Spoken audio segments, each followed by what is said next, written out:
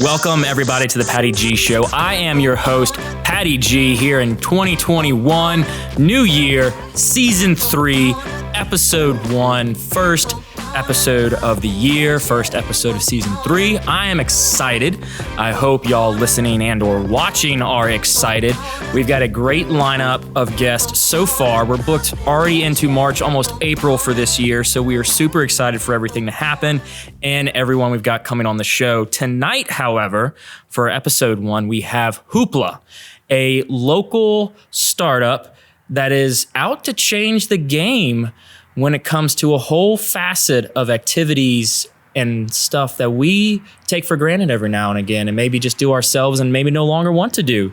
So without further ado, Jason, Jennifer. Hello. Welcome. Hi. Thank y'all so very much for coming on the show. How are y'all? We're good. We're Thank great. you for having us. Oh, y'all are more than welcome. I am forever grateful to have y'all come on and enjoy me on this night out here at Point Marie where we were recording. So for those listening at home, they want to know what all the buzz is about. What is Hoopla?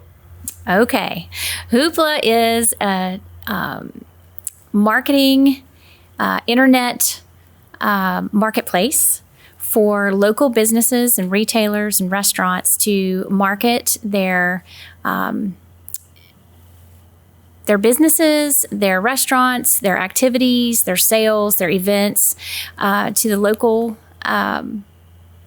consumers in a way that allows them to compete with some of your big box chains and your Amazon type businesses that we've all become so used to.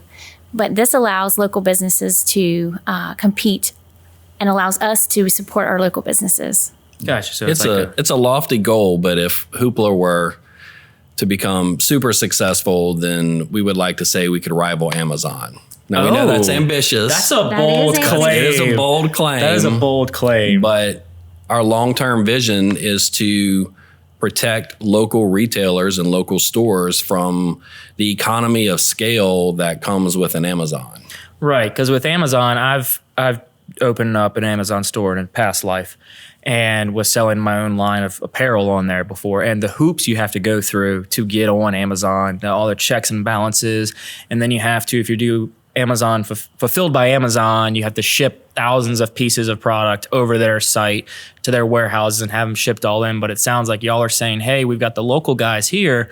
Let's centralize this and make sure we're spreading the local awareness in that same kind of fashion that Amazon provides the larger names and the larger brands. Well, and one of the problems with Amazon is that they have such a vast technology and system that they evaluate all sales that go through their platform.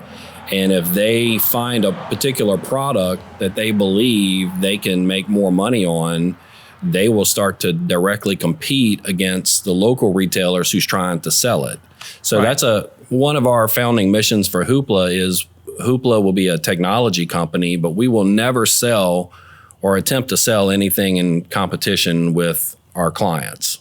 Right. We provide the technology and the platform to sell your wares online through an online marketplace and a mobile app and have delivery logistics, but we will never directly compete against our clients. That's a hallmark of our mission statement. Gotcha. So there won't be like a Hoopla brand almost. Like there's an Amazon's Basics brand out there right now for toilet paper and what have you.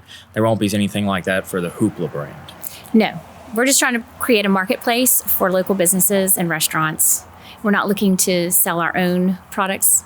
Gotcha. Just bring all of the information and all of the opportunities that are here locally and put them in one location so that it's just easier than trying to shop for one item and go to all the different websites and all the different Facebook pages. If you could just get all of that information into one spot that service the Baton Rouge marketplace, how much easier would that be? And wouldn't you prefer to shop local and support your local stores as opposed to,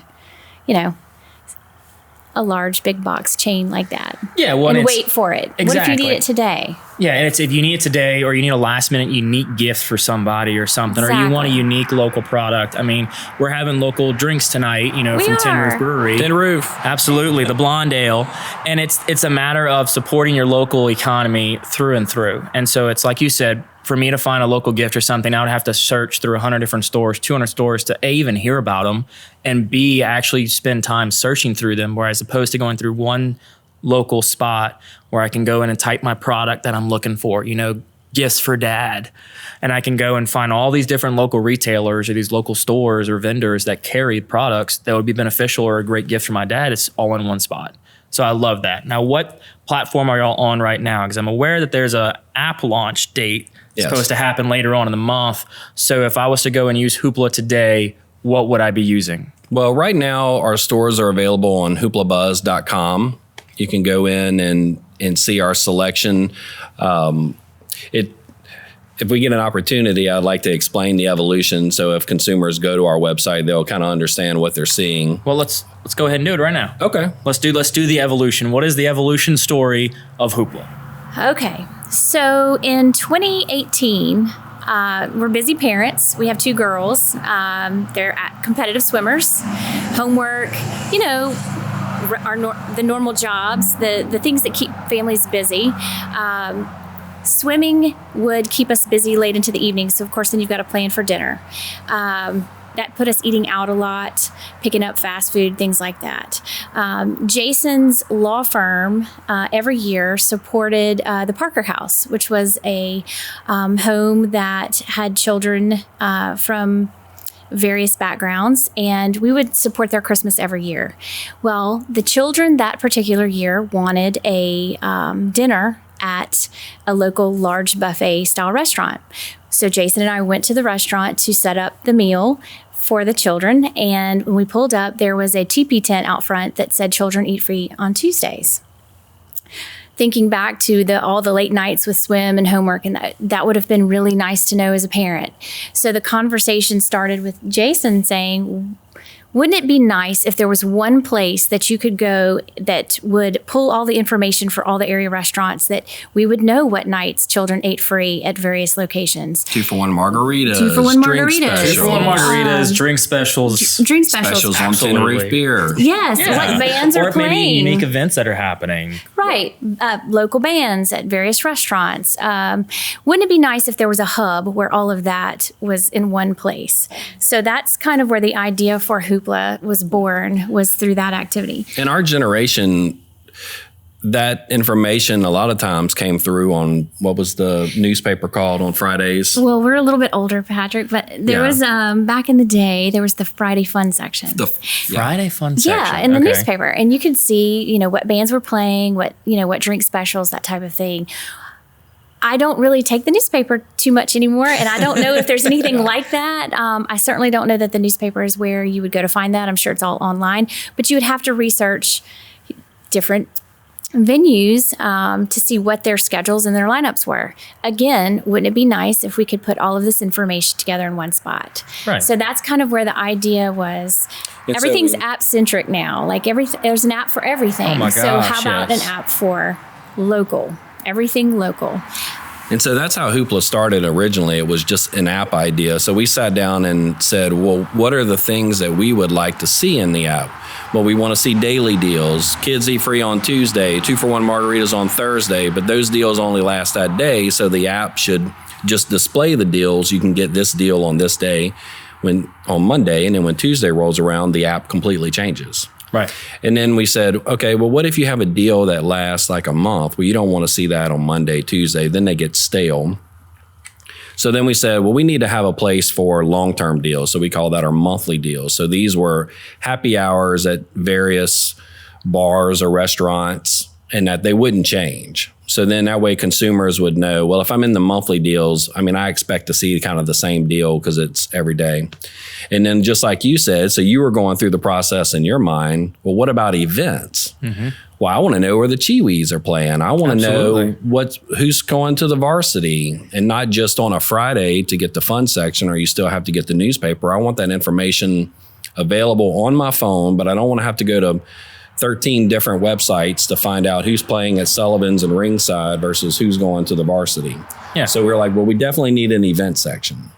And so that was the original idea of Hoopla, was not actually to sell wares, but it was just to provide an informational hub for consumers to know what was going on. Where was the buzz? Yeah. Right. Absolutely. So we actually played with different names, like Okay. City Buzz, and play off the Baton Rouge Red Stick, something that just kind of captured the fun and the buzz of the area, right? So the old saying, what's all the hoopla about?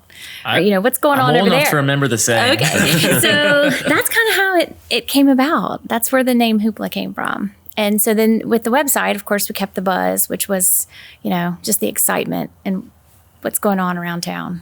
But one of the issues that we found with retailers who sell wares like boutiques and gift stores is we could tell consumers about the sale. For example, one of our clients was Messenger's Gifts.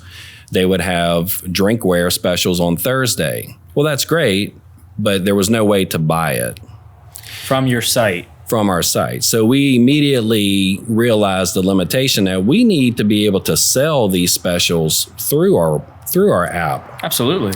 And then so we started planning that and working on it. As a And goal then- for the future. Yeah. And then COVID. And then COVID happened. Yeah. And then what else are we going to do? Well, at that time, we had about 75 customers and clients that were utilizing our alpha version of the app for event specials and deals. So when COVID happened, of course, we had to take events and specials Yeah, and all the deals restaurants down were because all the shuttered. restaurants were Absolutely. All the down. deals went down. I mean, it was Entertainment venues. So we No took events. everything down. I know it was a trouble in the podcast world as well. We had to go virtual for I think it was a 2-month span of just not being able to meet people like this in person. And we just had just a shutdown of everything and you had to adapt. Right. Well, the silver lining is it gave us an opportunity to kind of reevaluate the goal, which was to get to a place where we could actually provide the link for people to shop via the app and then also add the delivery component to it. So that's where we just went ahead and moved forward with the beta version, which is now we have the opportunity to connect to the various retailers and or restaurants and sell various products and then offer the delivery component to it as well. So the silver lining with COVID was we went ahead and just completely revamped it. Right. So y'all have a delivery component as in y'all are setting up almost like a drop shipping form of retailing? No, it's actual. We have a fleet of vehicles. Y'all have a fleet of Yes. vehicles? Oh, do tell more, please. Tell me more about these Hoopla vehicles. Well, it is an evolving process because As of it always insurance. is. Absolutely. There's automobile insurance. There's workers' compensation issues. I've heard one of our clients refer to us as like waiter for gifts and waiter for products. Okay. So that's kind of an interesting way to think about us. But the interesting thing was we were looking for delivery drivers. We found that because we put in our ad, we provide a vehicle. People who did not have a vehicle applied for our job. And then so we realized. Hang on, back up. You provide a vehicle. We provide Okay. the vehicle. All right, I want to make We sure provide the vehicle. I So caught that correctly. it is a Hoopla vehicle. It's Right. wrapped. It's clearly a company vehicle. Yeah. And so when the vehicle shows up at your residence with your packaging and or shows up at the retailer, They know who it is. You They're know able to exactly recognize who's the there. brand. Right. 'Cause Yes. with Waiter and Uber and Lyft and all those other app serviced companies, it's all using their own vehicles. So y'all actually provide the vehicles for the drivers to drive, similar to. I mean, you're on the trajectory to match the Amazon vans. Yes, that is I mean, in my concept of what Hoopla could become is the idea of 25 Hoopla vehicles zigzagging around town all day long, running errands. We run errands for people. Okay. Like if you need groceries picked up or dry cleaning, or hey, I need my grandmother is sick, but I'm at work. Can you go pick up her prescriptions and bring it to my grandmother? So once the concept of delivery and our employees and our independent contractors have access to this vehicle, what are all the services that we can provide? Right. And so then it opened up a whole world of opportunity for us. Right. And then COVID probably just propelled that with people saying, I can't go see my grandmother or a relative of mine, but I want to have something delivered to them. And these stores are having to cut staff so they don't have delivery drivers.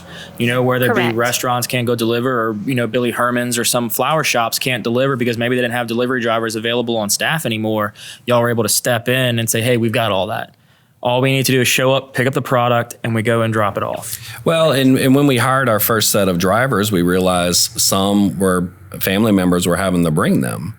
So then the whole concept came with, well, wait a minute, we could actually provide these individuals with vehicles, and they actually have a means of transportation as well as their job. So then it became this very symbiotic relationship between the drivers and Hoopla and our clients. And, I do want to, while I have this opportunity, just thank some of the initial businesses that have supported Hoopla. Rotolo's sponsored our delivery van. It has a freezer and a refrigerator inside, so we can actually deliver impressive. Frozen food and ice cream and refrigerated meals. Bistro Byron's has been a very good adopter, and we've done neighborhood deliveries. And so they will, say we're coming to Point Marie on Tuesday, January 15th.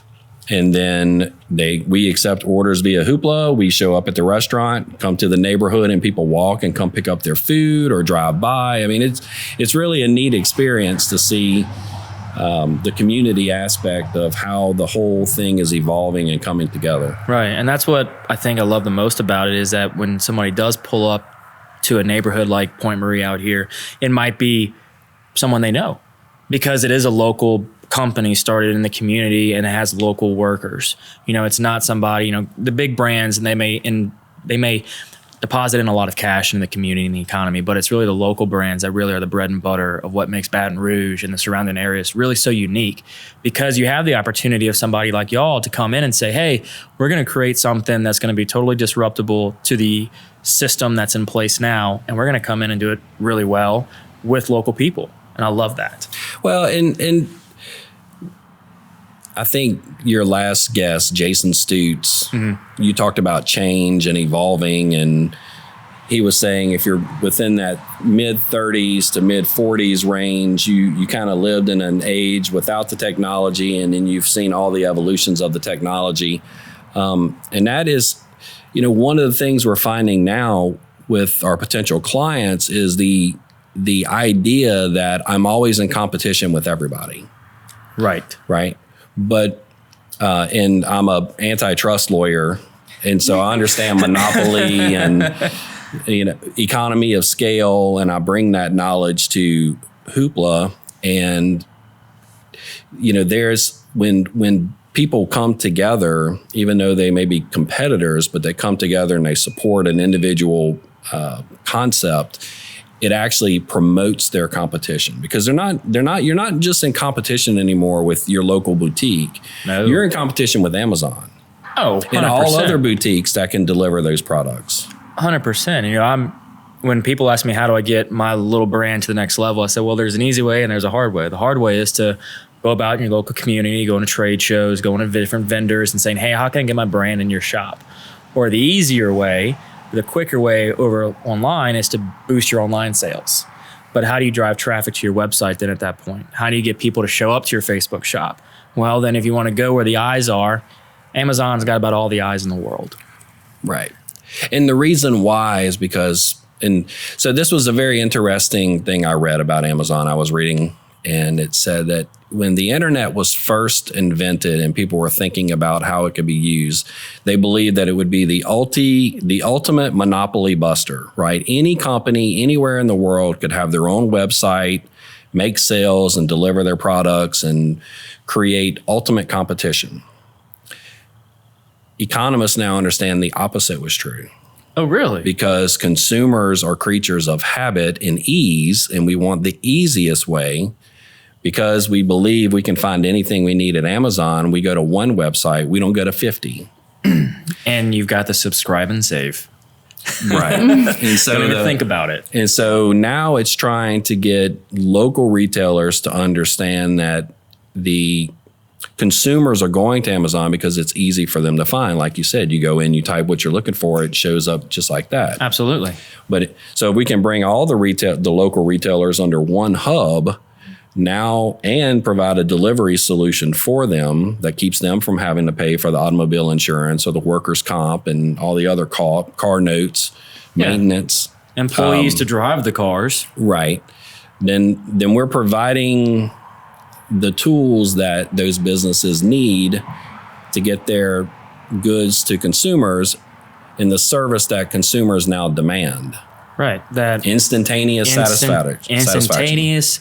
If you can get same day delivery, I love you even more.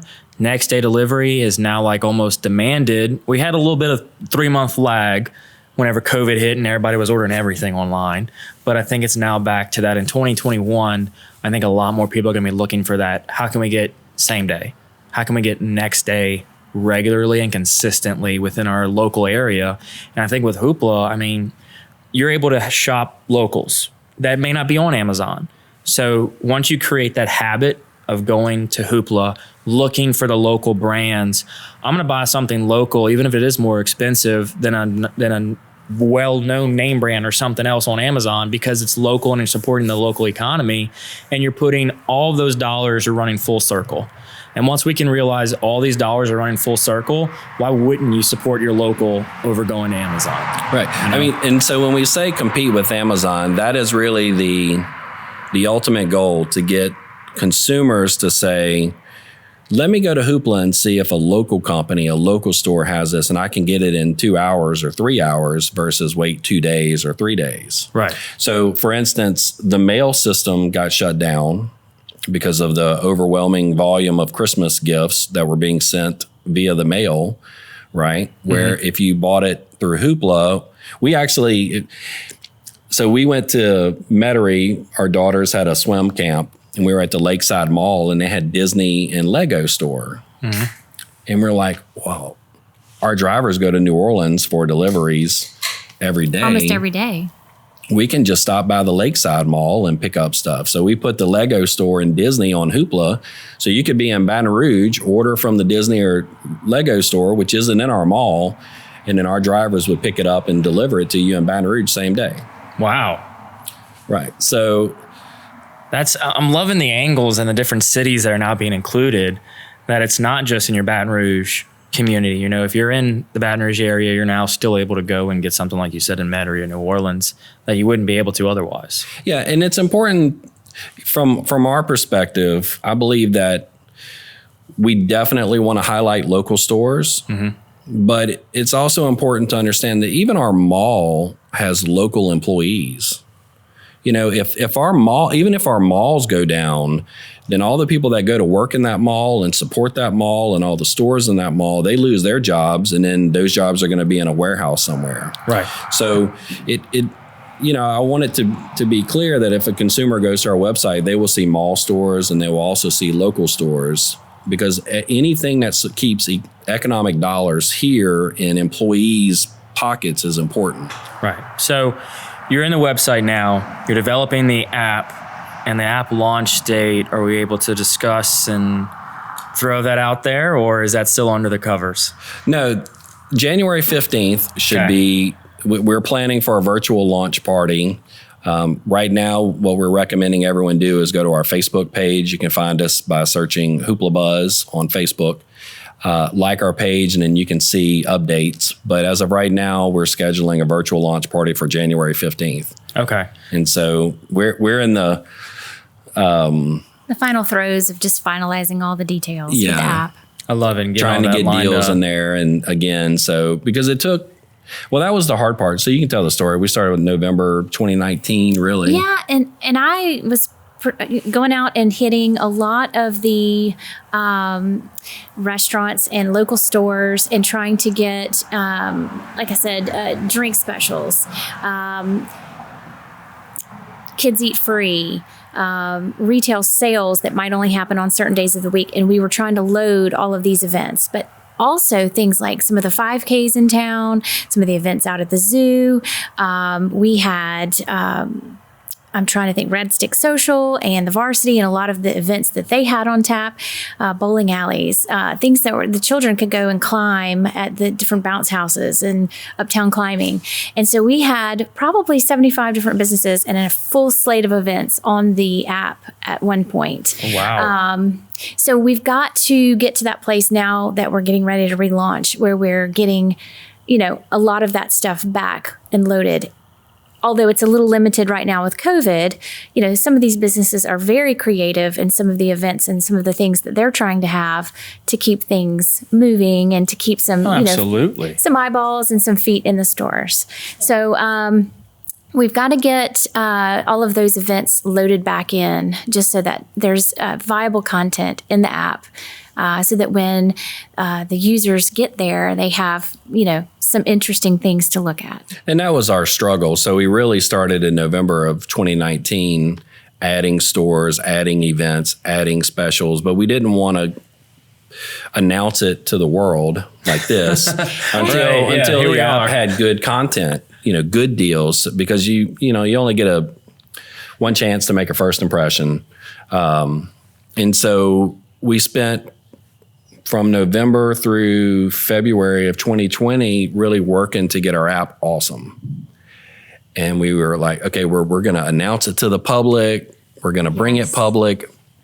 But ready. We're going to go to Mardi Gras and we're going to go to Disney World. And then by the time we got back, COVID. All hell was breaking loose. all 2020 unfolded. Yeah. Yes. Like we were at Disney going, we need to get out of here. This is not good. Oh, gosh. Yeah. So. Because everyone in a lot of people in Baton Rouge that don't go to Mardi Gras for New Orleans, don't go to New Orleans for Mardi Gras, they go to like Disney, right? Yeah. Right. And so it's a matter of doing what you can during troubling times and realizing how to bounce back. And I think 2020 was a year where everybody got a whole lot more creative.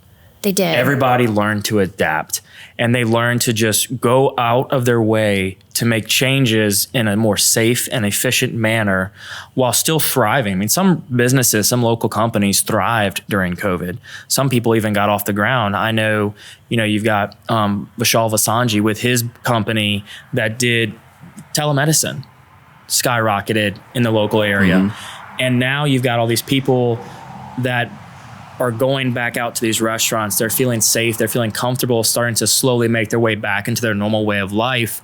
That what we did back in March, April, and May with a big gift card push was something that is now seeing the reaps of those benefits of doing that, which from my understanding, y'all did a little bit of a gift card. A very small amount of gift cards that y'all helped with in the local area. What was that about?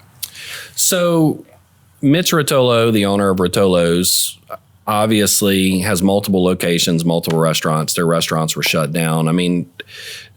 There was a real sense of panic when it came to the restaurant industry and how do I keep employees paid?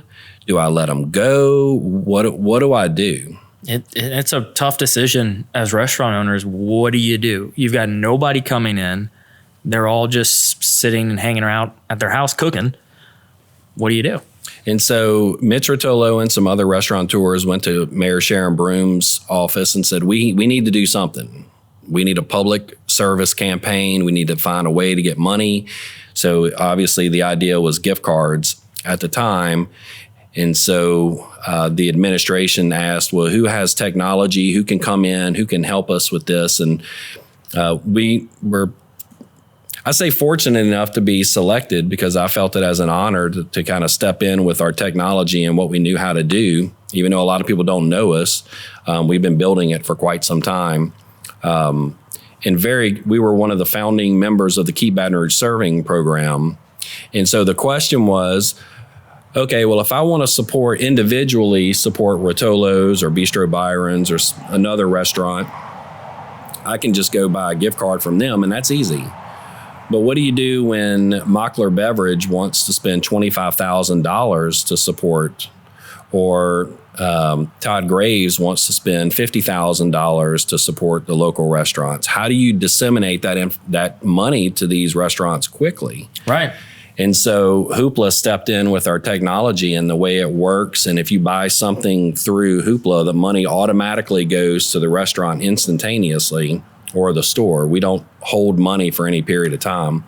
And so when those large donations for $25 gift cards came in, we were able to quickly disseminate that money to all the restaurants who participated in the program, to the tune of, $250,000 worth of gift cards. I don't even know how many that is at $25 a piece, but 250,000 is about about 25, 10,000. Yeah, so 10,000 gift cards, and Vivid Ink stepped in and printed the gift cards, and it was a team effort. Vimformatics was another big player. I'm trying to think of Mesh was a local media company that helped. So, kudos to all the individuals. Everybody played their individual role, but Hoopla was in charge of the money. The most important part of that whole process. Right.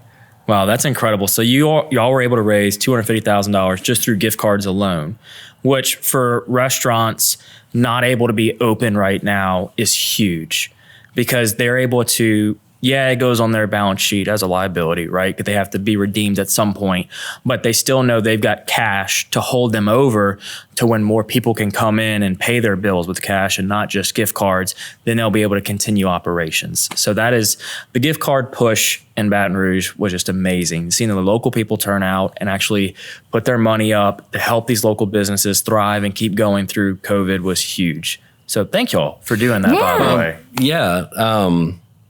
And just to give stories of how it affected. So Carlos is the owner of Memphis Mac Barbecue. It's a small local barbecue establishment. He was on the show last year. Okay. All right. He's got some amazing.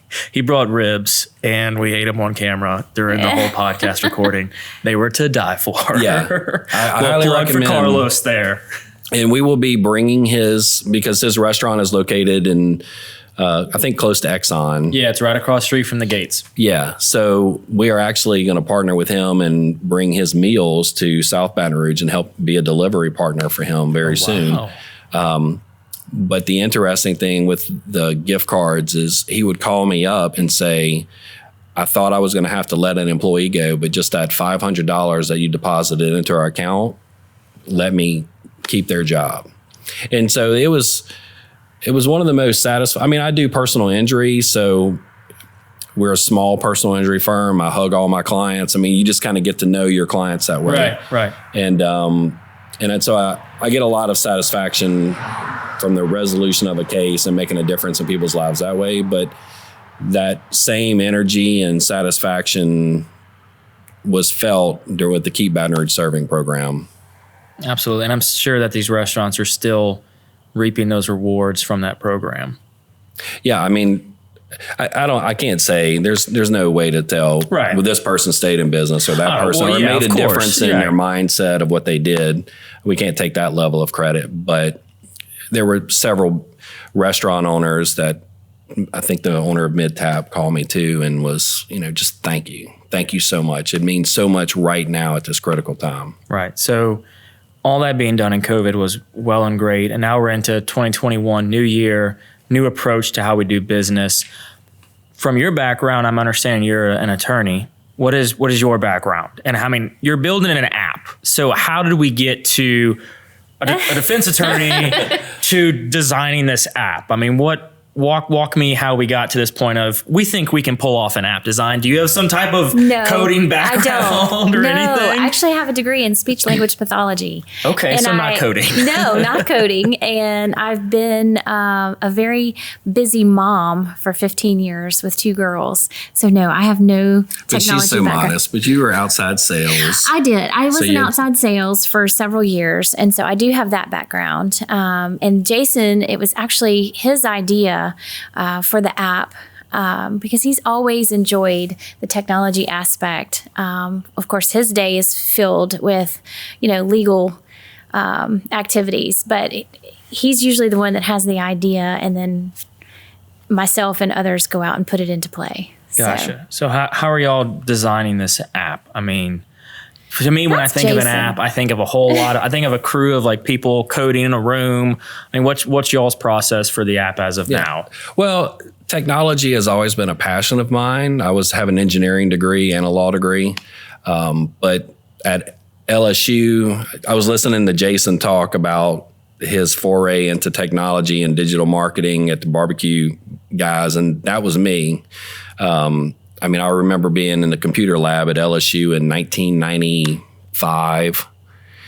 And my idea was not barbecue stuff. It was, I'm going to sell Louisiana products everywhere in the world. It doesn't matter where you live. You can get community coffee, and you can get your Tabasco, and you can get all your stuff. Oh, and here we are 24 years later. Well, and you're doing it. Well, so my story is in 2002, I was graduating from law school. Jennifer and I had just started dating.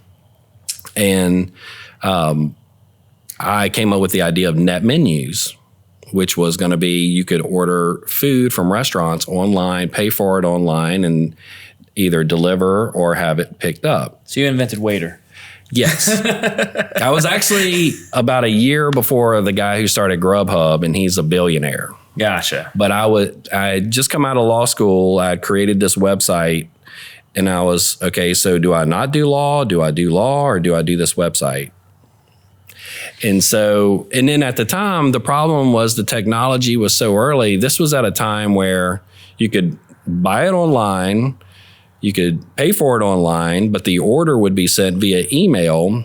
But people only had desktop computers, and they were in the back office. This is true. And we could fax. Yeah. But that was in the back office. So we were actually, and then I would go to a restaurant and say, you should do this. And they would go, why do I need to do that? I got people coming in my doors. Yeah. We have no idea what COVID is. What is this? We're never going to close our doors. Like in 2002, what is this internet thing? Right. It was supposed to be a fad, right? People don't realize Wi-Fi came out in 2002. Wow. Yeah. So there wasn't this wireless world we live in that we take for granted. So anyway, I gave up my net menus dream and practiced law. And then when I finally reached a certain point in my law practice, I told Jennifer, I said, if I don't try to make one of these technology ideas work, then I'm going to regret it. Right. And so we came up with Hoopla, and it's really, Hoopla does a lot of the day-to-day where I'm practicing law and the idea and designing it. But to answer your question, it's just a love of technology that brought me to this place when we don't really have a technology background necessarily. It's just a passion. Right. So we had a programmer, developer who started with he started the alpha version of Hoopla.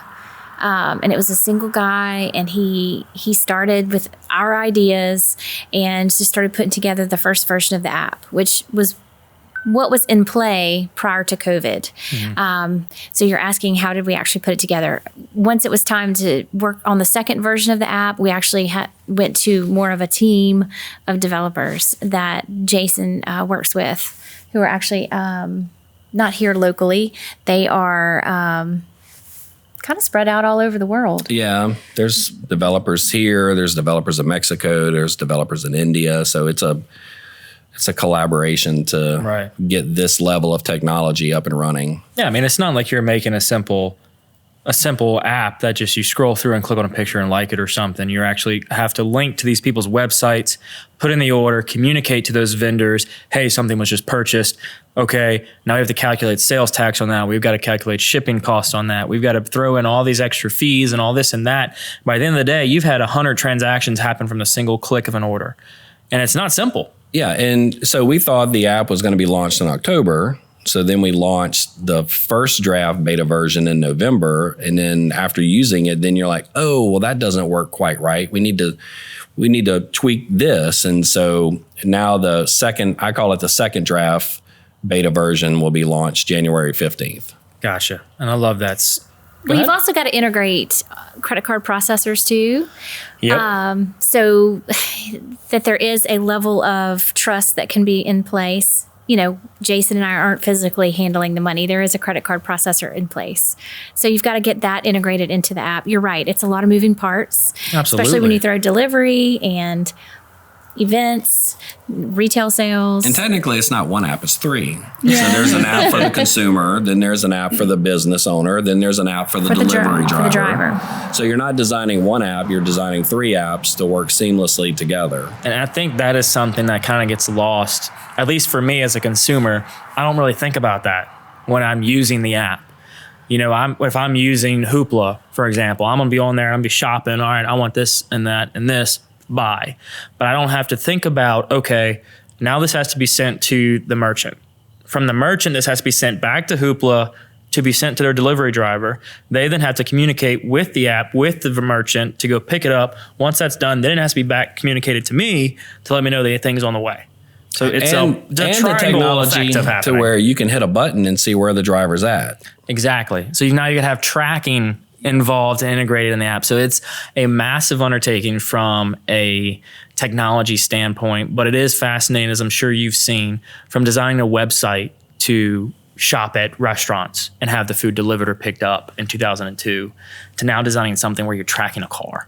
I mean, just think of you're tracking a car from the point of it leaving wherever it's hubbed to the merchant, to the consumer, and back to the hub. Like, that is just fascinating to me, and the amount of data that is being able to be collected and then transcribed, transposed, and then reused in some form or fashion to better the app, better the customer's overall experience, better the vendor's overall experience.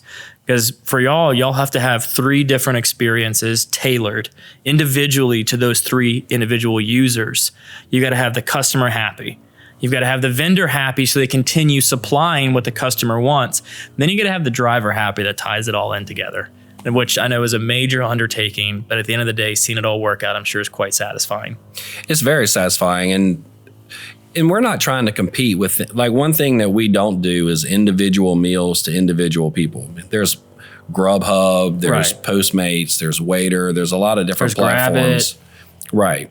And so what we see as Hoopla being our niche is where we are able, because we're small, is to build custom business models for restaurants and custom business models for retailers, and give them access to a logistical service that is needed. Yeah. I mean, when you, like he was talking about the beeper, when the beeper is the only thing you have in your world, that's all you know. Yeah. But we don't live in that beeper world. I can honestly say I've never seen a beeper in the professional world that I've worked in. And having delivery vehicles, we had a lot of our clients going, "Are you ready?" I'm like, "No, just give me a little longer." "Are you ready?" "No, I just need a little longer," because I cannot put something out that's not going to be execute properly. Yeah, I mean, that's with anything within a new business. You want to make sure what you're executing and delivering as a deliverable is perfect, is polished, as best as you can get it within that circumstance. And so within that, you're all local and you're supporting local. What has kind of kept you or struck this nerve of Baton Rouge local, of Louisiana local? What kind of is the driving factor behind all this local and Louisiana support that you're putting forth within Hoopla? I mean, this is where we live. This is where we grew up. Jason and I both went to LSU. We've been in the area. I've been in the area since 3rd grade. You want to support where you live. I think we have a very unique culture and a very, we just have a very diverse, varied grouping of businesses in the area that are unique and different from a lot of places in the rest of the country. And I just think it's a matter of supporting those and tapping into that uniqueness where you live and where you love. So, right? Oh, 100%. Louisiana is by far a unique place in Baton Rouge, and even uniquer one, if that's a word. Well, you want to see Baton Rouge have things that are, start here or are different than any other, other cities may be larger, but do they have some of the things that we have here? And it just would be nice to see Baton Rouge have some of the things that are new and different. Absolutely. And have it start here. Yes, right? It's being able to take it and own it. Hey, we started in Baton Rouge. This wasn't just another stop on our map to get somewhere. We're founded here, we're started here, and we are local, true within the community. And I love that. And I'm sure along the way, y'all have probably gathered several lessons throughout this process of building a website back in 2002 to building a website in 2019 to now going through COVID to raising $250,000 in gift cards to local restaurants. What are a couple of lessons that y'all have gathered on this route that is Hoopla? I think you have to be, it drives my employees crazy. But I think that flexibility and being willing to change quickly and to recognize when something isn't working correctly, don't keep beating your head against the wall. Like I tell it's funny, I can give this analogy, but we have teenage daughters, and so we try to give them little life lessons along the way. And we were talking about dating, and we said dating's kind of like a bottle cap, right? If you are struggling to put the cap on the bottle, it's not on right, it's not aligned right. Like, you don't force it. A bottle cap should just spin onto the bottle easily. And if it doesn't fit, find another one. Right? They're interchangeable. Just find a different bottle. Well, I tell them, there's only, if everything works out correctly, you marry once. Right. Know? So it doesn't really matter how many boyfriends or girlfriends you have. Ultimately, you're just looking for the one. Right. So taking that analogy to business, I think being in a startup is you have to be flexible. You cannot believe that you're one vision and it has to be this way. You have to learn to listen to your clients, listen to the restaurants and say, hey, could this work easier for me like this? Okay, how do I solve that problem? So flexibility, I think, is the key. I mean, if 2020 taught us anything, right? Where this app started and where it is today, there was a little disappointment in the air when we had to take everything down with COVID. But like I said, the silver lining was just that we stayed fluid and we kind of moved with it. And so now we've got these new pieces to the puzzle that are just completely amazing, right, but were not possible initially. But 2020 gave us that. So yeah, staying fluid, staying... and find something that you're passionate about. I have an engineering degree. It was biological, so I had some level of technology, and I took computer programming in college, but I wasn't ISDS or anything like that, and then transitioned to law school. But that didn't mean I lost my passion for technology or wanted to open up a tech startup one day just for the challenge to see. And so I just find if there's something that you're drawn to, give everything 100%. But try to gravitate towards what makes you excited. Right. And that's with entrepreneurship. That's with a 9-to-5 job. I mean, that's with anything in business or even in life in general. If you're not excited about it, you're not going to give it your all, and you're not going to go forth and give it the best product that it can be. If you got somebody on your team, even at Hoopla, that is just doing it to get by, then the product is going to suffer, and you're going to notice as the owners. You're going to notice that this person is just showing up to show up. So it's having that realization of, I love what I'm doing and I can't wait to get back at it tomorrow or work through the night. And then all the little things of, I got to leave work. It's like, I get to leave work, go home, sleep, come back, and I'm super excited to be there. So I love that. And that is just a great piece of advice for life all around. Well, that's like the Queen's Gambit show. The guy worked great show. Yeah, it is a great show. We watched it with our daughters. It was it was just good for them to see beautiful, smart woman, empowered, dominating in a man's world. I mean, just good life lessons. But there's a story that's been circulating on the internet that he tried for 30 years to get Hollywood to fund that production. Really? 30 years, because they said nobody would want to see a show about chess. But the show wasn't about chess. It wasn't.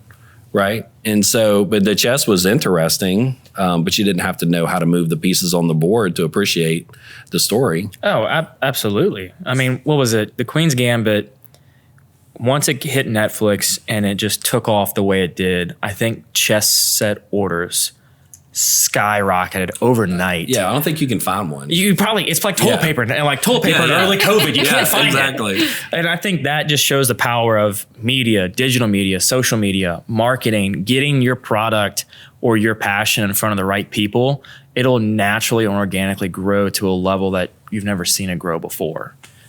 Yeah, marketing, it's definitely important. As someone who, my law partner and I, coming up, we had opportunities along the way to really market our business. And obviously, I know people who know the statistics, and personal injury marketing Baton Rouge is unfortunately the most saturated market in the country, and it's a statistical truth. Oh, that's a drive down I-10 or I-12, and you will know it's a statistical truth. Right. And so, as a personal injury lawyer, we're small, but we don't market, and we do see the effect of marketing in our industry.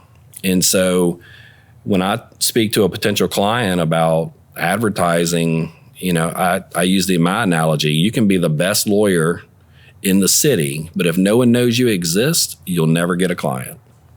100%. Right. So it's just getting out there and being known. And so being here with you today and getting our clients on the app and getting their deal specials, I mean, it's just all part of the collective. Oh, absolutely. And as we kind of start to wrap the show up, you hit it right on the head. Social media and marketing and following the eyes of where people already are is so powerful that a lot of people just don't see it. They don't think it's worth it. How can we tangibly quantify it? It's challenging enough to quantify spending any money on advertising. But it's like social media, like, can you really advertise on there? It's like, yes, you can. It's where people spend a bulk of their time. Yes. People when they're not at work, especially now, and when you look at it in a reality sense, it's kind of, disturbing that we spend all of our time and so much time on social media or just on our phones in general. I mean, look at your average screen time per person in different age groups, and it's almost just scary with how much screen time there is. But it's true. It's where people are spending their time, and they're devoting their evenings to being on social media or doing this and that. And nobody's buying cable anymore. They're watching on streaming services. Like, things evolve naturally. Absolutely. And it's because it's interesting. It's interesting. It's attention grabbing. My wife recently found TikTok. Oh, goodness. I did. I get sucked into the whole. But you bring up an interesting point. And back to Hoopla from this standpoint. Mm-hmm. A lot of the smaller businesses and the startups in the Baton Rouge area may or may not have the budget necessary to have a big advertising push. Yeah. And maybe they dabble a little bit with social media.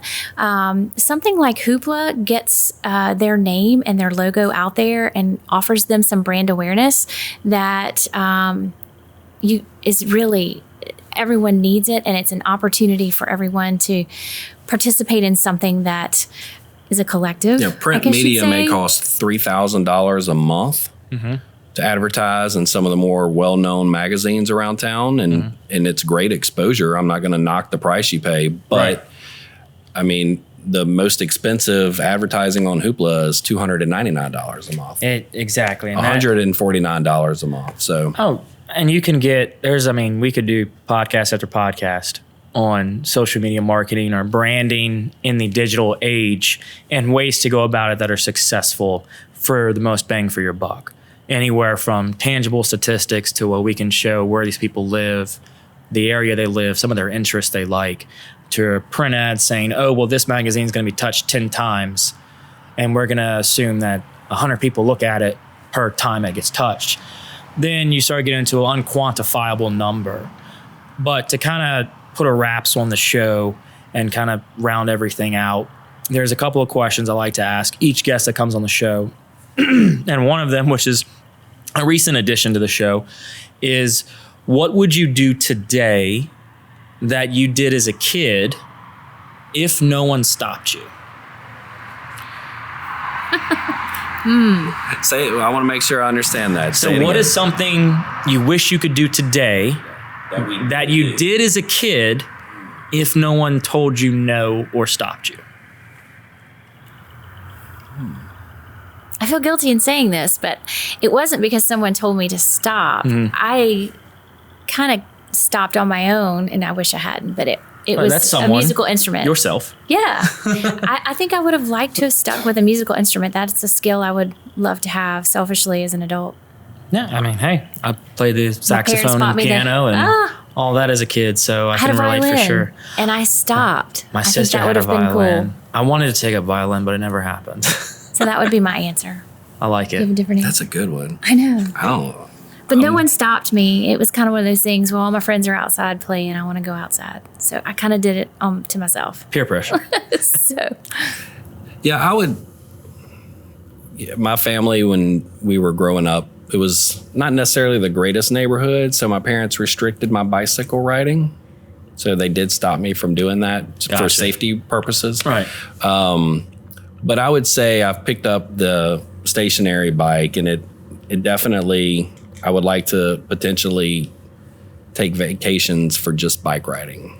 Seeing the Nordic track and riding on it, and seeing Japan and Turkey and some of these places, I could see where I would like to get into that. Makes sense. Yeah. I like that. It's an interesting answer to hear from people. And it tells a lot about what they did as a kid and what they enjoyed doing. And so for one final question for y'all is, what can I do to help?